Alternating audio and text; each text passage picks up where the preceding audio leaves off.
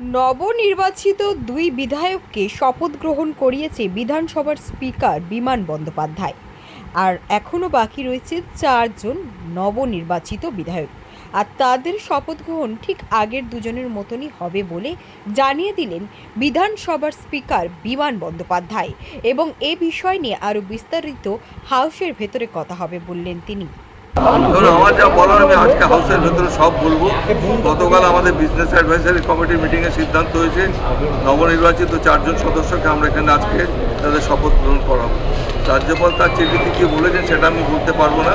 বিধানসভা তার নিজস্ব নিয়ম মেনে চলবে, সংবিধানকে মান্যতা দিয়ে বিধানসভা তার নিজের মতো করে চলবে। তাতে কোনো অসাংবিধানিক বা অন্যরকম ইরেগুলারিটি এটা আছে, এটা আমি মানতে পারি না।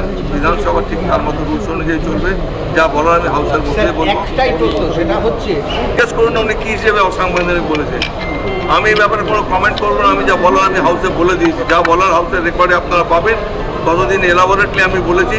আজকে আমি একটা ওখানে যখন হাউসে উঠবো আমি বিস্তারিতভাবে ব্যাখ্যা দিয়ে বলবো যে আমাদের কী পজিশন আছে।